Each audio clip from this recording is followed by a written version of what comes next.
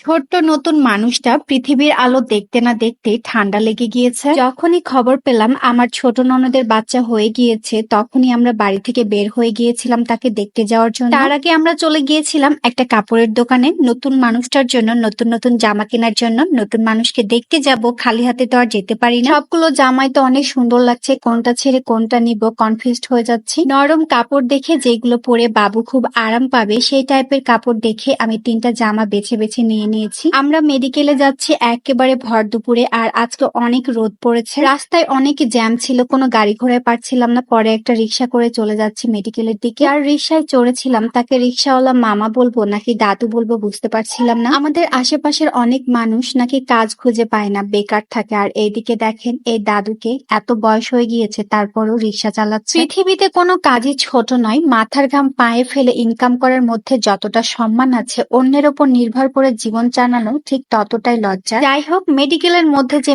Medicine একটা গন্ধ থাকে, সেটা আমি একদমই নিতে পারি না, ভীষণ বাজে লাগে। এখন তো নতুন বাবুকে কোলে নিয়ে বসে আছি, বোঝার চেষ্টা করছি কার মতো হয়েছে, বাবার মতো নাকি মায়ের মতো নাকি দাদা দাদির মতো। আমার এমনিতেই ছোট্ট বাবু দেখলেই কোলে নিতে ইচ্ছে করে, খুব আদর করতে ইচ্ছে করে। আমাদের বাবুটা পৃথিবীতে আসার পরে একটু অসুস্থ হয়ে পড়েছে, ঠান্ডা লেগে গিয়েছে, একটু পরপর শুধু হাঁচি ফেলছে, একটু পরেই ডাক্তার এসে তাকে দেখবে। পৃথিবীর সব থেকে মিষ্টি জিনিস কি জানেন? সন্তান। একটা সন্তান মায়ের পেটে 10 মাস 10 দিন থাকে, সে জার্নিটা অনেক কষ্টের হয়। সন্তান পৃথিবীতে ভূমিষ্ঠ হওয়ার পরেও কিন্তু সেই কষ্ট একেবারে চলে যায় না, তারপরে শুরু হয় আরেকটা কষ্টের ধাপ। রাত দিন সবকিছু এক করে এই ছোট্ট মানুষটাকে একটু একটু করে বড় করে তুলতে হবে। সবাই বেশি বেশি করে দোয়া করে দিবেন আমার ননদ আর আমার ননদের ছোট্ট বাচ্চার জন্য। আজকের ভিডিওটা এ পর্যন্ত রাখছি, সবাইকে আল্লাহ হাফেজ।